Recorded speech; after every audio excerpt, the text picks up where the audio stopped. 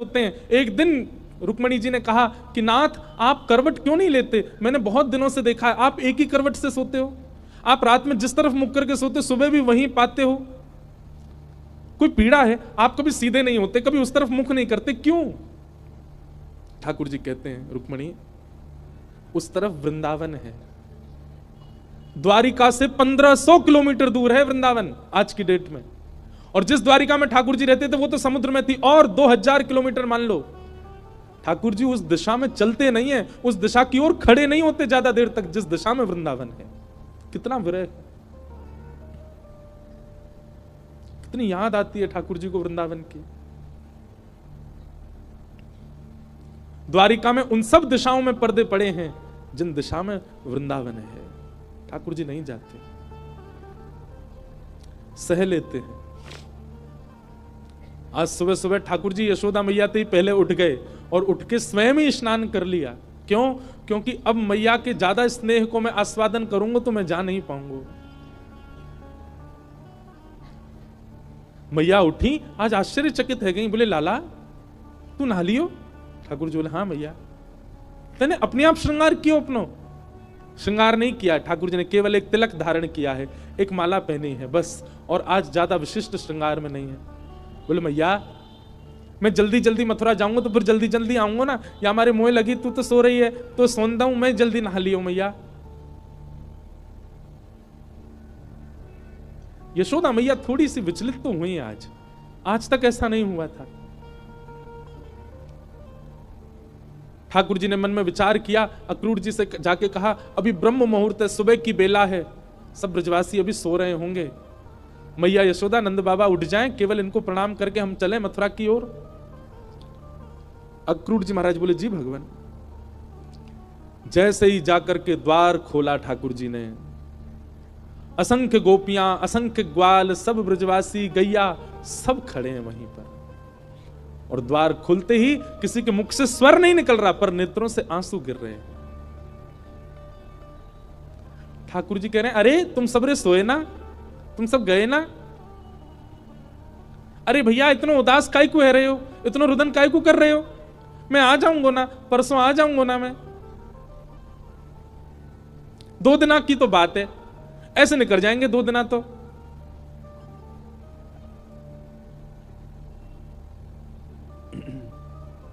देखे बिन कान्हा जब मन नाही माना, इन आंखों से आज हमने ब्रह्म पहचाना, कृष्ण चरण कमलों में मन को लगाना, इन गोपियों का ताना ये उल्हाना, दर्शन का बहाना है। गोपियां बहाने बना बना करके आती हैं, घर में मक्खन धरो है फिर भी जबरदस्ती मक्खन लेवे जामे कि या बहाने कन्हैया दिख जाएगा। घर में गैया बंधी है, गोबर धरो है, पर गोबर लेवे के काजे जबरदस्ती नंद भवन में भीतर घुसे कि कन्हैया दिख जाएंगे। इन बहानों से श्री कृष्ण को नित्य देखने वाली गोपियां वो 2 दिन बिना कृष्ण के कैसे रहेंगी? भगवान के सखा मधुमंगल, श्री दामा, तन सुखा, मन सुखा, धन सुखा, सुबल तोष, सब एक कोने में बैठे। मधुमंगल आके बोले लाला तू जा तो 2 दिना को रहो, लेकिन तने एक बार भी विचार नहीं कियो ये श्री दामा इस सुबह उठते या को नियम है 11 वर्ष थे। भगवान के अधिकतर सखा सब ठाकुर जी से बड़े हैं उम्र में, हमारा नियम है 11 वर्ष थे। हम रोज सवेरे उठ करके आंख बंद करके पहले नंद भवन आमे, सबसे पहले 13 मुखमंडल देखें, वाके बाद जलपान करें लाला। तो देखे बगैर हमारे जल हलकते नीचे ना उतरे, और तू 2 दिना के काज हमें छोड़ के जा रहा हो, हम कैसे जीवित रहेंगे? ठाकुर जी स्तब्ध हो रहे हैं, मौन हो रहे हैं, कहां समझाएं, अब शब्द नहीं है ठाकुर जी के पास। भगवान किशोरी जी के पास गए, चरणों में प्रणाम किया। राधे राधे, ये स्तुति ठाकुर जी ने ही गाई है, आज भी बरसाने में गाते हैं सब, ठाकुर जी गा रहे हैं। राधे राधे करुणामयी कृष्ण प्यारी,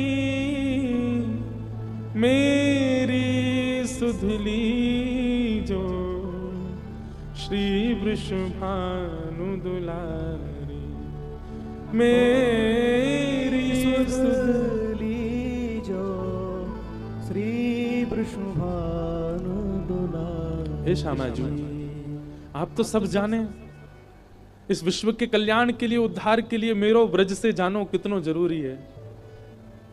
आप तो सब जाने श्यामा जी, मुझको आज्ञा दो। हे मनोहारिणी रासेश्वरी रस रूपा, हे मनोहारिणी रासेश्वरी रस रूपा, ब्रज विलासिनी ब्रज भामिनी ब्रज की भूपा, ब्रज विलासिनी ब्रज वासन ब्रज की भूपा, ललितादिक सहचरी सर्वज्ञ स्वरूपा, ललितादिक सहचरी सर्वज्ञ स्वरूपा, मेरी सुधली जो श्री वृषभानु दुलारी, ओ मेरी सुधली जो श्री वृषभानु दुलारी। हे श्यामा जी, बस आगे की यात्रा में आप मुंह पे दृष्टि रखी हो। ठाकुर जी बिना नेत्र मिलाए चर्चा कर रहे हैं। किशोरी जी कह रही हैं, श्याम सुंदर या को उत्तर मुंह कहां देना चाहिए, आप ही बता के जाओ। ठाकुर जी बोले क्यों? बोले प्रेमी यदि जा रहे हो है तो दूसरों प्रेमी वाकु रोके नहीं, तो फिर प्रेम काय बात को? प्रेमी जा रहा है तो प्रेमी तो वाकु रोकेगो, लेकिन आप शुभ कार्य के लिए जा रहे हो, मानव कल्याण के लिए जा रहे हो, और शुभ कार्य में यदि कोई जा रहा हो तो उसको टोकना नहीं चाहिए। आप जा रहे हैं विश्व के कल्याण के लिए, मैं आपको रोकूं कैसे, मैं टोकूं कैसे? और मेरो प्रेमी जा रहा है और मैं रोकूं नहीं तो प्रेम कैसा? मुझे कहा करना चाहिए श्याम सुंदर, आप बता के जाओ। आपको आज्ञा दे दूं तो फिर मैं प्रेमी कैसी, जो अपने प्रेमी को दूर जावे की आज्ञा दे रही हूं? मैं टोक दूं, रोक दूं तो शुभ कार्य में टोक लग जाएगी, और मैं कछु ना कहूं तो प्रेमी जा रहा और मैं कछु ना कहूं तो फिर प्रेम कैसा? मैं कहां कहूं, मुझे कहां उत्तर देना चाहिए? हे श्याम सुंदर बता के जाओ। ठाकुर जी कुछ नहीं बोले, बस चरणों की ओर देखते रहे किशोरी जी की, और रथ में विराजमान हो गए। निर्वाक हैं, निरुत्तर हैं, निरशब्द हैं। रथ जैसे ही आगे बढ़न लगो, सब ब्रजवासियों के नेत्र सजल हो गए। नेक दूर गयो, यहां अक्रूर जी ने इतनी देर में यशोदा मैया को सब सच बता दिया था। मैया जे तुम्हारो लाला ना है, जे देवकी को लाला है। कंस से रक्षा के लिए 11 वर्ष पूर्व वसुदेव जी इस बालक को लेकर के आपके पास आ गए थे, और आपकी बालिका ले जाकर के कंस को दी थी, जो कि अष्टभुजी देवी बन गई थी। अब जे लाला अपनी जन्मदात्री मैया के पास जा रहा हो, मैया है सके कि अब लौट के नहीं आवे, आप कृपा करो। अक्रूर जी को नहीं बताना चाहिए था यशोदा मैया को, पर उन्होंने बता दिया। मैया को तो रक्त ठंडो पड़ गयो, पैर के नीचे से जमीन खिसक गई। ठाकुर जी रथ में बैठ करके जैसे ही जाने लगे, थोड़ी देर बाद जब रथ के चाबुक की आवाज आई, रथ के पहियान की आवाज आई, तब मैया को होश आयो और निकल के भागी अपने भवन से। कान्हा रुक जा, अरे लाला रुक जा, कन्हैया नेक डट जा। मैया की आवाज सुनकर के श्री ठाकुर जी चलते रथ से कूद पड़े, दौड़ करके आए, मैया के अंग से लिपट गए। मैया तू काय को रो रही है? मैं आ रहा हूं ना, परसों आ जाऊंगा मैया, तू रोवे मत, ऐसे करेगी तो मैं किस जाऊंगा? लाला,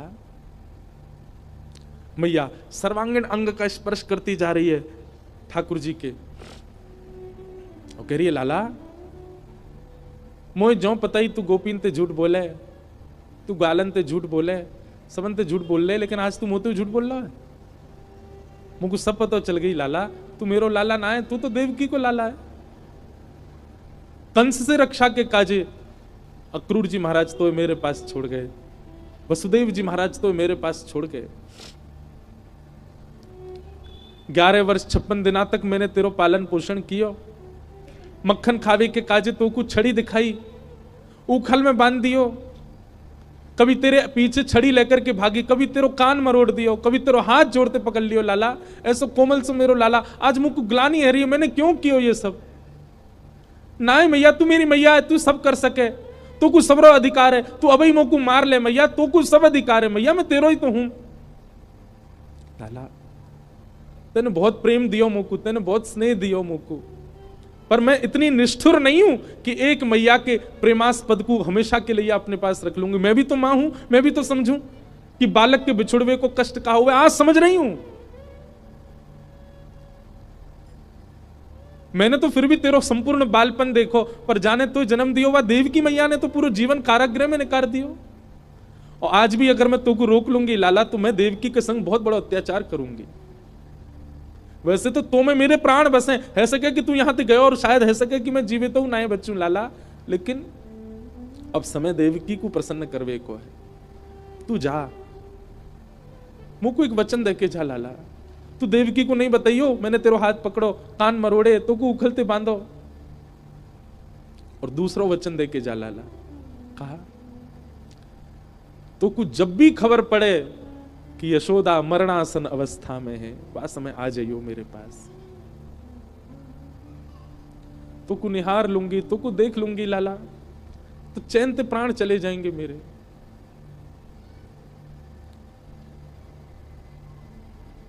ठाकुर जी लिपट गए यशोदा मैया से,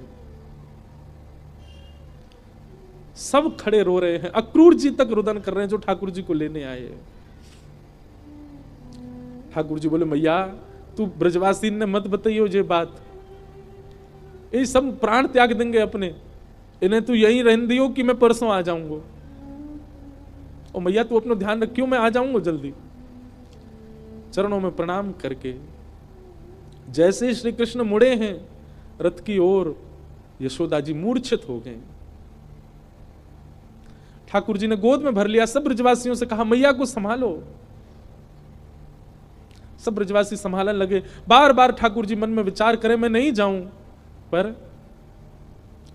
ब्रह्मांड दिखाई देवे, त्रिलोकी दिखाई देवे, द्वारिका दिखाई देवे, जीव उद्धार दिखाई देवे, हम मानवन को कल्याण दिखाई देवे, गीता को उपदेश दिखाई देवे, महाभारत को युद्ध दिखाई देवे, अर्जुन पर कृपा दिखाई देवे। इन सब के आगे ब्रज का प्रेम तोलने का विषय नहीं है, पर अगर ये प्रेम को त्याग नहीं कियो तो वो सब नहीं है पाएगा। कलयुग में सब लोग प्रेम जानने वाले समझने वाले नहीं हैं, सब स्वार्थ से मेरी भक्ति करेंगे। ऐसे स्वार्थियों के लिए भी मुझे कुछ ज्ञान तो देना पड़ेगा। बंधु हमारे ब्रज के ब्रजवासी पता है क्या कहते हैं? कन्हैया की हिम्मत नहीं कि ब्रज छोड़ के चले जाएं, तो मानव कल्याण जीव उद्धार की बात जब ब्रजवासियों को पता चली कि कन्हैया के जावेते जीव उद्धार होएगो, तो ब्रजवासी ने अपने अश्रु जल को संकल्प करके पूरे विश्व के कल्याण के लिए श्री कृष्ण रूपी हृदय को दान कर दियो। जैसे दान किया जाए अपनी बहुमूल्य वस्तु को, ऐसी ब्रजवासी ने अपने अश्रु जल को हाथ में लेकर के पूरे विश्व के कल्याण के लिए कि जाओ पूरा विश्व अपना कल्याण कर लो, इनकी वाणी सुन के, इनकी लीला सुन के, इनके वचन सुन करके सब लोग तृप्त है जाओ, वैकुंठ और स्वर्ग के गामी बन जाओ। वैसे तो हमारे प्राण बसे इनमें, पर इनके जावे से यदि सबको कल्याण है जाए तो हम सब इनको भेज नहीं रहे हैं, इनको दान कर रहे हैं आप सबन के उद्धार के लिए। ब्रजवासियों ने दान किया है श्री कृष्ण का विश्व को, नहीं तो कृष्ण हिल नहीं सकते वृंदावन से बिना ब्रजवासियों की इच्छा से।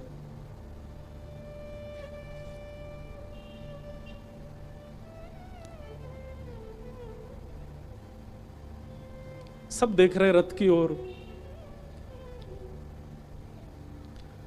मधुमंगल श्रीदामा चर्चा कर रहे हैं, बोले सुन देखियो लाला अभी आवेगो वापस, वो हमारे बिना रह ही ना पावेगो। इतनो स्नेह इतनो प्रेम जो वाकू दे दियो जा ही ना पावे गो। मधुमंगल बोलो सीधामा पर ये जा रो है, ये आना रो लौट के। आज हमें लाला पे संशय ना है रो, हमें अपने प्रेम पे संशय है रो कि क्यों ना आ रो जी लौट के। रथ दिखता रहा खड़े रहे, ध्वजा दिखती रही खड़े रहे, और जैसे ही रथ दिखना बंद हुआ ध्वजा दिखनी बंद हुई, नहीं आए ठाकुर जी लौट के। असंख्य ब्रजवासी वहीं मूर्छित हो गए ठाकुर जी को बिना देखे। नंद बाबा बोले अरे मधुमंगल सीधामा, ए भैया ये क्या कर रहे हो, देख परसों आ जाएगा लाला जी, देख सब मूर्छित है गए, जल्दी जा संभालो। सब ब्रजवासी को लगायो, कोई जल लेके आ रहा हो, कोई जलपान करा रहा है, गोपीन को ले ले करके घर की ओर भाग रहे हैं। ऐसी विरह वेदना सबके चित्त में है रही है। अरे केवल मानवों की बात नहीं है, गौशाला में बंधी 9 लाख से अधिक गैया, वो उनके बछड़ा भी दूध नहीं पी रहे हैं आज, उनकी बच्चियां भी आज दूध नहीं पी रही है। सब केवल अपने कान उठा के श्री कृष्ण को खोज रहे हैं। बंधुओं एक बात कहूं आपसे, लिख लीजिएगा, बद्रीनाथ आपको मुक्ति दे सकता है, जगन्नाथ आपको महाप्रसाद देंगे, द्वारिका आपको सुख देगा, रामेश्वरम आपको पुण्य देगा, वृंदावन केवल विरह दे सकता है। केवल विरह है वृंदावन के पास, केवल प्रेम है वृंदावन के पास। पुण्य की कामना से वृंदावन मत जाओ, वैकुंठ की प्राप्ति की कामना से वृंदावन मत जाओ। वृंदावन केवल विरह समेटे हुए है अपने अंदर।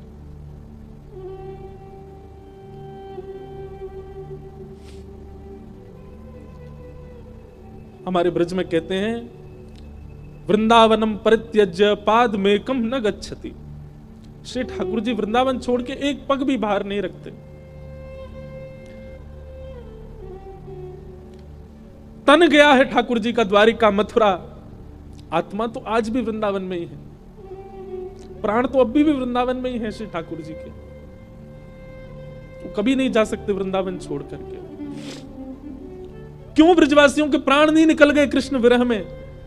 क्योंकि अब स्थूल रूप से भले ही कृष्ण नहीं दिख रहे हैं, सबके अंतस्थ में श्री कृष्ण बैठ गए हैं।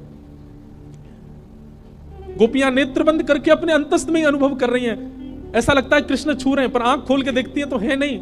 ये अनुभव ब्रजवासियों को जीवित रखता है, प्रत्यक्ष में वो स्थिति नहीं है।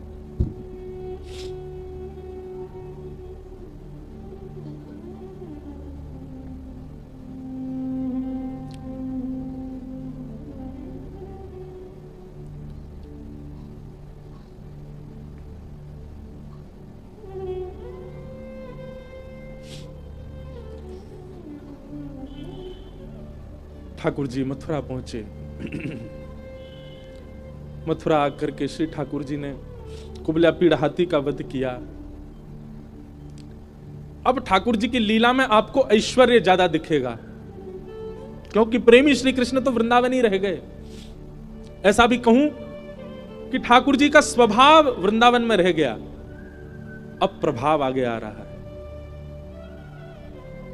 वो चंचलता, वो मधुरता, वो प्रियता, अब सब ठाकुर जी ने उसको गौड़ कर लिया। अब ठाकुर जी परब्रह्म की भांति लीला कर रहे हैं, मानो अपने परब्रह्मत्व पर ही ठाकुर जी को क्रोध आ रहा है कि मैं क्यों हूं जिसके कारण मुझे ब्रज छोड़ना पड़ा। कुबल्या पीड़ हाथी का वध कर दिया। जितने मल्ल थे कंस के कारक, कंस के रणभूमि में सबको मार दिया ठाकुर जी ने। और 50 सिड्डी ऊपर बैठे हुए कंस को देखा। एक छलांग मार करके ठाकुर जी उसके पास पहुंच गए, दोनों भुजाओं में कंस को उठा करके पृथ्वी पर पटक दिया। गिरते ही कंस के प्राण निकल गए। भगवान तुरंत कारागृह की ओर दौड़े। बंधु एक बात कहूं, ठाकुर जी का एक खेल है, विरह और संयोग, संयोग और वियोग। जिस किसी को भी संयोग का अनुभव हो रहा है, तैयार रहना, वियोग आएगा जीवन में, क्योंकि ये खेल है श्री कृष्ण का। वो ऐसे ही करते हैं, जिसको संयोग देते हैं उसको वियोग देते ही हैं। और जो कोई भी रुदन कर रहा है, जिसके भी चित्त में वियोग, जिसके भी जीवन में वियोग है, परेशान मत होना, एक दिन संयोग होगा। 11 वर्ष 56 दिन पहले छोटी से एक दिना के ठाकुर जी मैया को छोड़ के चले गए, उनको वियोग दे दिया। कहां तो इतना बड़ा संयोग दिया कि उनके गर्भ से प्रकट हुए, और गर्भ से प्रकट होते इतना बड़ा वियोग दे दिया कि मैया रोती विलकती छोड़ गए। 11 वर्ष 56 दिन तक मैं किसका पक्ष लूं, यशोदा जी का या देवकी का?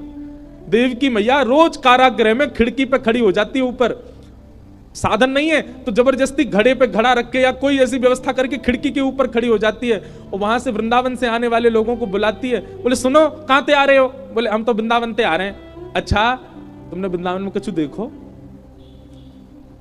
अरे बड़ी सुंदर लता गुल्म यमुना जी, ऐसी रेणु, ऐसी गैया, ऐसे गोप ग्वाल। देवकी मैया बोले सबसे सुंदर कहा है वृंदावन में? मैया सबसे सुंदर तो यशोदा को लाला है। अरे मैया कैसो चले, कैसी बात बनावे, कैसे नैन मटकावे, वाके अंदर तो ऐसी सुगंधी आवे। अरे हम तो सांची पूछो, हम तो भैया देखवे जामे। द्वार वहीं खिड़की पे खड़ी खड़ी देव की रुदन करती है, मैं कब देखूंगी अपने लाला को? काश इन्होंने यशोदा की लाला की जगह एक बार कह दिया हो तो देवकी को लाला। उनका विरह कम नहीं है। 11 वर्ष 56 दिन कहां ब्रजमंडल में इतना आनंद, इतना सुख, इतने उत्साह। कई लोग मुझे बोलते हैं ठाकुर जी क्यों, कितना बुरा किया ठाकुर जी ने ब्रजवासियों के साथ। ठाकुर जी को देवकी का विरह दिखाई दे रहा है। जहां लाखों नर नारी आनंद कर रहे थे, वहीं एक कारागृह में बैठकर के सिसक सिसक के रो रही है देवकी। पता चला जब देवकी को कि मेरे लाला ने गिरिराज जी उठाए हैं, 7 दिन तक अन्न जल नहीं पाया, केवल जल पी करके व्रत कर रही है कि मेरे लाला स्वस्थ रहे, मेरे लाला को कोई पीड़ा नहीं हो। जैसी पता चलती कोई राक्षस वृंदावन चलो गए है, देवी की मैया उसी समय तप में बैठ जाती। हे विधाता आप जैसे कहेंगे वैसे जीवन जीऊंगी, पूरी युवावस्था मैंने जेल में निकाल दी, बस मेरे लाला को स्वस्थ रखी हूं, प्रसन्न रखी। आज 11 वर्ष 56 दिन बाद उस कारागृह में चंदन की सुगंधी आ रही है। उस कारागृह की ओर एक प्रकाश आ रहा है। जैसे देवकी मैया ने कारागृह के द्वार से झांक करके देखा, श्याम वर्ण है, मधुर कटाक्ष नेत्र हैं, अद्भुत अधरामृत है, घुंघराले केश हैं, सुंदर पटका डाले हैं श्री ठाकुर जी, त्रिभंग ललित श्याम सुंदर, टेढ़ी सी चाल चलते हुए आ रहे हैं मैया की ओर। जैसे ही मैया ने देखा, देखते ही मैया तो न्योछावर हो गई लाला पे। मेरो कन्हैया आ गयो, मेरो लाला आ गयो। जेल के भीतर ही नृत्य करने लगी। ठाकुर जी दौड़े मैया के पास, ताला खोल के भीतर प्रवेश किया, मैया ने अपने अंक में भर लिया। 2 बार मूर्छित हो गई देवकी ठाकुर जी को अंक में भर के। ठाकुर जी ने बहुत स्नेह किया। मैया ने लाला को हाथ पकड़ लिया और पकड़ करके बोली, लाला अब तू नहीं जाएगा मुझे छोड़ के, कहीं नहीं जाएगा, कभी नहीं जाएगा, वचन दे मुझको, नहीं तो प्राण त्याग दूंगी। ठाकुर जी के चित्त में यशोदा का भी स्मरण होता है। देवकी मैया, मैया मैं तो वचन दे रहा हूं, अब नहीं जाऊंगा, अब तेरे पास आ गया, तेरे पास ही रहूंगा मैं। श्री कृष्ण का विरह कौन सुनाता है? श्री कृष्ण का विरह कौन गाता है? उनकी वेदना कौन समझ पाता है?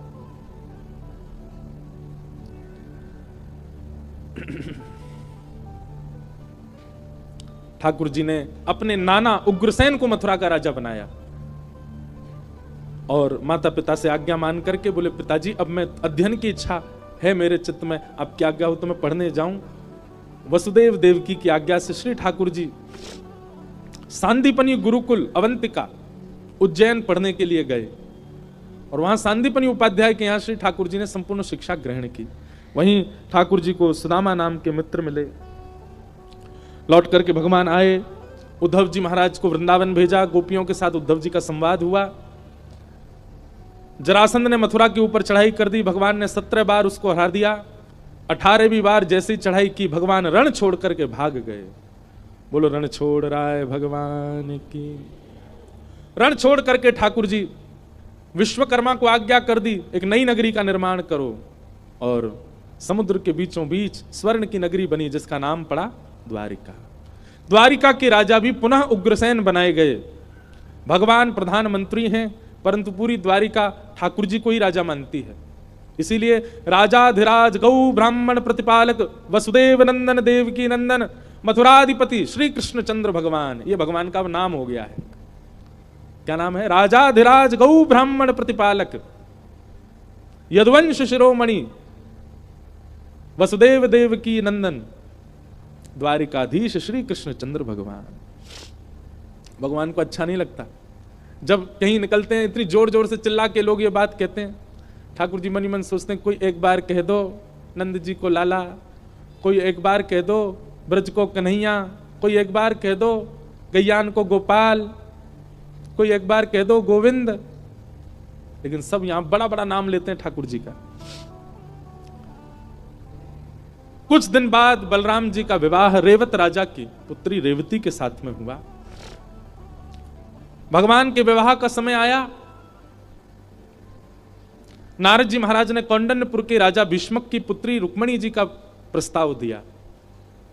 रुक्मणी जी ठाकुर जी की कथा सुन सुन करके उनसे प्रेम करने लगी। रुक्मणी जी ने एक पत्र लिखा, पत्र भगवान को भेजा। श्रुत्वा गुणान भुवन सुंदर शृण्वतां ते निर्विश्य कर्ण विवरई हरतोंगतापम। हे नाथ, मैंने आपको देखा नहीं है, केवल सुना है। जब से सुना है तब से आपको पति रूप में मान लिया, आप आकर के मेरा वर्ण करो। भगवान ने रुक्मणी जी का जाकर के वर्ण किया। अपने रुक्मणी जी के भाई भी रुक्मी के साथ भगवान की थोड़ी नोक झोंक भी हुई और भगवान का प्रथम विवाह रुक्मणी जी के साथ सुसंपन्न हुआ। रुक्मणी के पश्चात भगवान का द्वितीय विवाह जामवती, तृतीय विवाह सत्यभामा और चौथा विवाह हमारी ब्रज की रस रानी श्री यमुना जी के साथ हुआ। बोलो श्याम सुंदर श्री यमुने महारानी की। भगवान के जो विवाह हैं, अष्ट प्रमुख विवाह पृथ्वी के पंच तत्व और मानव के भीतर के 4 तत्व हैं। पृथ्वी के 5 तत्व कौन कौन से हैं? पृथ्वी, अग्नि, जल, वायु, आकाश। और मानव के भीतर के 4 तत्व कौन से? मन, बुद्धि, चित्त और अहंकार। इनमें से चित्त तत्व जो है मानव के भीतर, वो साक्षात परमात्मा है। तो बचे 3। तो पृथ्वी के पंच तत्व और मानव के भीतर के 3 तत्व, यही भगवान की अष्टपटरानियां हैं। पृथ्वी, कोई भगवान की पत्नी कोई पृथ्वी तत्व है, जैसे सत्यभामा वो पृथ्वी है, जैसे रुक्मणी वो अग्नि है, जैसे यमुना वो जल है। तो पृथ्वी, जल, अग्नि, वायु, आकाश, ये भगवान की 5 मुख्य पटरानी। और हम सब मानवों के भीतर के 3 तत्व, मन, बुद्धि और अहंकार। यहां पर अहंकार अभिमान नहीं है, सेल्फ कॉन्शियसनेस, देहाभिमान। मुझे प्यास लगी, पानी पी रहा हूं, यह भी एक अभिमान है। ये सूक्ष्म अभिमान हम सबके अंदर है। भूख लगने पर भोजन करना, नींद आने पर सोना, ये 3 तत्व हैं, मन, बुद्धि और अहंकार। इन तीनों से भी भगवान ने ब्याह किया। भौमासुर राजा के यहां 16,100 राजकुमारियां बंदी थी। भगवान ने उनको मुक्त किया। उन सब ने भगवान से प्रार्थना की कि आप ही हमें पत्नी रूप में स्वीकार करो। भगवान ने 16,100 राजकुमारियों के साथ विवाह किया। ये कौन है? ये वेद के मंत्र हैं, उपासना कांड के मंत्र हैं। 16,100 ठाकुर जी की उपासना के। ब्राह्मण देवता आपके घर अनुष्ठान करते हैं, आपके हाथ में पुष्प देकर के कहते हैं श्री ठाकुर जी का स्मरण करो। कस्तूरी तिलकम ललाट पटले वक्षस्थले कौस्तुभम नासाग्रे वरमुक्तिकम तरतले वेणु कणे कंकड़म सर्वांगे हरिचंदनम सुललितम कंठे च मुक्तावली गोपस्त्री परिवेष्टितो विजयते गोपाल चूड़ामणि। अब ये पुष्प ठाकुर जी को छोड़ दो। इस प्रकार 16,000 मंत्र भगवत उपासना के जो हैं वे ही भगवान की 16,100 पटरानियां। कितने ब्याह हो गए भगवान के? 16,108। भगवान सबके साथ अलग अलग भवन में एक साथ रहते हैं। नारद जी को भगवान ने गृहचर्या दिखाई, भगवान की नित्यचर्या का दर्शन किया। जरासंध राजा के यहां जाकर के भगवान ने 20,000 राजकुमारों को मुक्त कराया। भीम के द्वारा जरासंध का वध करवाया। पांडवों का राजसूय यज्ञ था, उसमें ठाकुर जी पहुंचे, वहां जाकर के शिशुपाल का वध किया।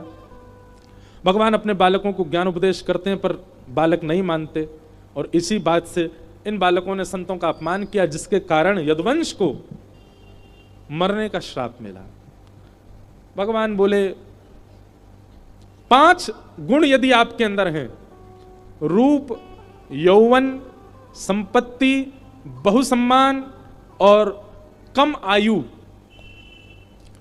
रूप, यौवन, संपत्ति, बहुसम्मान और ऊंची पदवी, ये 5 गुण यदि आपके पास हैं और इनके साथ 6वां गुण सत्संग नहीं है, तो ये 5 आपको एक दिन घेर देंगे।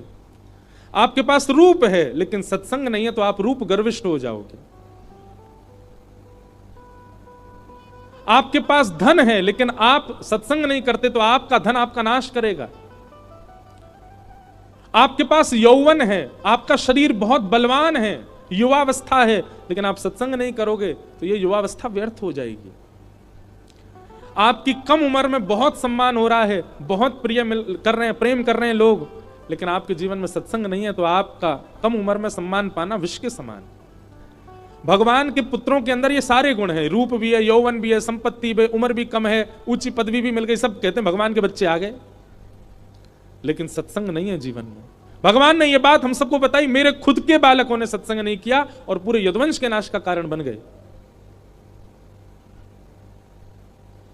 भगवान के प्रिय मित्र श्री सुदामा जी का चरित्र सुनाया गया।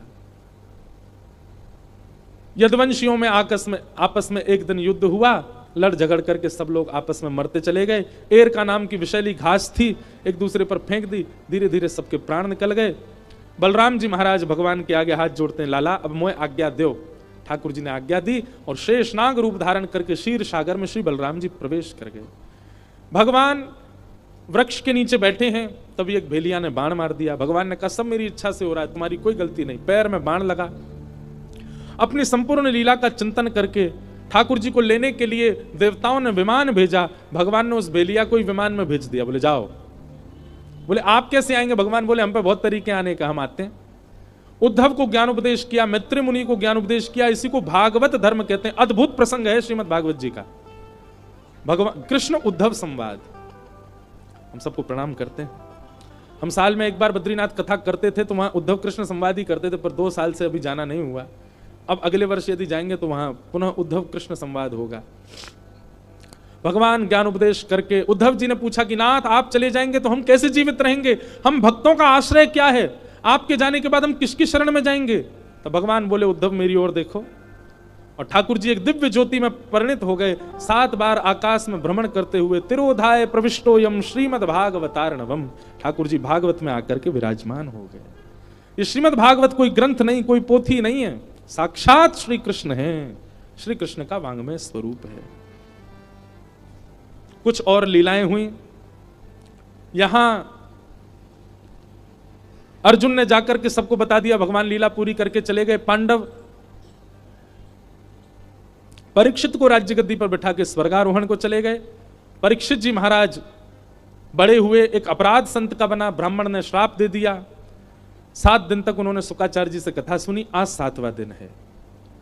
सुखदेव जी महाराज कहते हैं परीक्षित तुमने 7 दिन तक कथा सुनी, आज कथा का विश्राम है। तक्षक सर्प आकर के तुमको डसेगा, बताओ तुम्हारे मन में क्या चल रहा है? श्री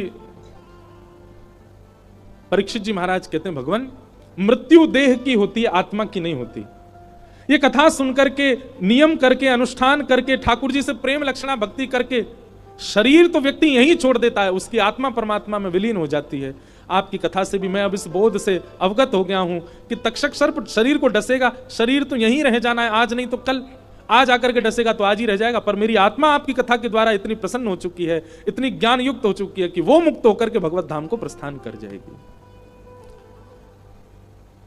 त्वम तु राजन मरिष्येति पशु बुद्धिम इमाम जहि। मैं मरूंगा, ये एक पशु बुद्धि है, तन मरता है, मैं नहीं मरता, मैं तो एक आत्मा हूं। अगर कर्म बचे होंगे तो दूसरा जन्म ले लूंगा, और कर्म निवृत्त हो गया होगा तो भगवत प्राप्ति कर लूंगा। इस प्रकार भगवान सुखदेव जी की कथा सुनकर के परीक्षित मुक्त हो गए। सुखदेव जी उठ करके वहां से प्रस्थान कर गए। बोलो सुखदेव जी महाराज की। सुखदेव जी व्यास मंच छोड़ करके वन की ओर प्रस्थान कर गए। तक्षक सर्प ने आकर के स्पर्श किया, राजा परीक्षित का देह जल गया और उनकी आत्मा दिव्य आत्मा हो गई, और विमान में आरूढ़ होकर सबको दिखते हुए, सबको दर्शन देते हुए श्री परीक्षित जी महाराज भगवत धाम को प्रस्थान कर गए। बोलो भागवत महापुराण की जय। यहाँ पर और भी कई प्रसंग हैं, सबको हम प्रणाम करते हैं। मार्कंडेय ऋषि ने प्रलय का दर्शन आदि किया, सबको हम वंदन करते हुए श्रीमद् भागवत जी का अंतिम श्लोक सब लोग मेरे साथ 3 बार दोहराएंगे। नाम संकीर्तनम यस्य, नाम संकीर्तनम यस्य, सर्व पाप प्रणाशनम, सर्व पाप प्रणाशनम, प्रणामो दुख समनः, प्रणामो दुख समनः, तम नमामि हरिम परम। तम नमामि हरिम। सुन करके सब लोग बोलो और बिल्कुल शुद्ध उच्चारण कीजिए भागवत जी का अंतिम श्लोक, विश्राम श्लोक। नाम संकीर्तनम यस्य नाम संकीर्तनम यस्य सर्व पाप प्रणाशनम सर्व पाप प्रणाशनम प्रणामो दुःख समनः नामो दुःख समनः तम नमामि हरिं परम तं नमामि हरिं परम् नाम संकीर्तनम यस्य नाम संकीर्तनम यस्य सर्व पाप प्रणाशनम सर्व पाप प्रणाशनम प्रणामो दुःख समनः नामो दुःख समनः तम नमामि हरिं परम तं नमामि हरिं परम् नाम संकीर्तनम यस्य सर्व पाप प्रणाशनो प्रणामो दुःख समनस्तम नमामि हरिं परम। जिन भगवान का नाम इतनी सामर्थ्य रखता है कि उस नाम का आश्रय लेने वाला अपने समस्त प्रकार के पापों से मुक्त होता चला जाता है, ऐसे प्रभु श्री नाम के आश्रय को हम बारंबार प्रणाम करते हैं। बंधुओं, हापुड़ की ये कथा आज विश्राम हो रही है। आप सब लोग खूब भक्ति में आगे बढ़ो, खूब वृंदावन से प्रेम करो। जीवन में कभी ऐसा कुछ नहीं करना जिससे ठाकुर जी नाराज हो जाएं। और तो रूठें, भले रूठें, पर तुम मत रूठो मालाधारी। भैया रूठ जाएं, दीदी रूठ जाएं, पिताजी रूठ जाएं, मैया रूठ जाए, पति रूठ जाए, बच्चे रूठ जाएं, ठीक है चलेगा, संसार रूठ जाए, पर हमारे श्याम सुंदर नहीं रूठें। ऐसी कोई क्रिया हमसे ना बने, इसका ध्यान रखना। आज तक यदि बनी है तो अब ना बने, ऐसा संकल्प ले लो। खूब कथा सुनो। हम पुनः बहुत जल्दी आप सबके मध्य में आएंगे। इन 7 दिनों में हमारी वाणी से कोई अपराध बना हो, हमने किसी को कुछ ऐसा कह दिया हो जिससे उसको बुरा लगा हो, हमारी कोई बात अच्छी ना लगी हो, आप सब लोग क्षमा करिएगा। हमारे पूज्य भगवत धाम वाले पूज्य बड़े महाराज जी, छोटे महाराज जी, बस यही प्रार्थना है गंगा मैया से, ऐसे ही महाराज जी हमको प्रेम करते रहें, बुलाते रहें, हम भी आते रहें। आप सब हापुड़ वासियों को जय श्री कृष्ण, जय सिया राम। जय श्री राम। एक भाव गा करके आज की कथा को विश्राम करते हैं। हो बाला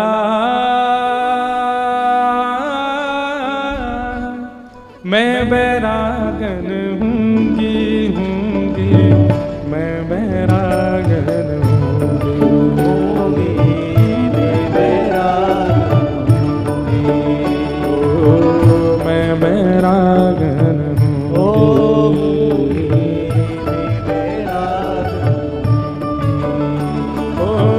जिन भेषा मारो सावरी जय, जिन भेषा मारो सावरी जय। कुछ जलने की सी दुर्गंध क्यों आ रही है? जिन भेषा मारो सावरी जय। अब जीवन कैसा करना है? हमारा जीवन ऐसा ही बनाना है जिससे ठाकुर जी रीझें।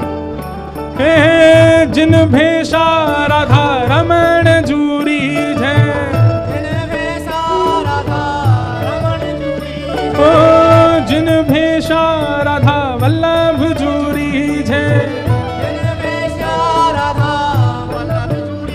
मैं सो ही भेष धरूंगी, हाँ मैं तो सो ही वेश धरूंगी, ओ मैं तो सो ही भेष धरूंगी, हो मैं तो सो ही वेश धरूंगी। देखो, हमने तो कथा जा हमारी जल्दी पूरी करी। 12:30 बजे हमारा हेलीकॉप्टर लेके जाएगा, वो 1 बजे आएगा। अब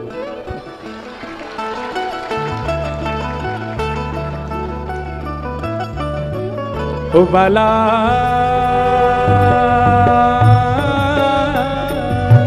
मैं बैरागन हूँगी, मैं बैरागन हूँगी। सब लोग गाओ।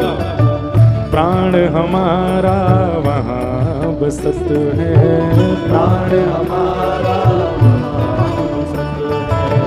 प्राण हमारा वहाँ बसत है, प्राण हमारा ओ यहाँ तो खाली को, यहाँ तो खाली को। हापुड़ में तो आप सबका तन घूमता है, मन तो श्री वृंदावन में ही है सबन को, प्राण तो सबके वृंदावन में ही बस रहे हैं। मात पिता परिवार सोई है, मात पिता परिवार सोई है, हाँ मात पिता परिवार बार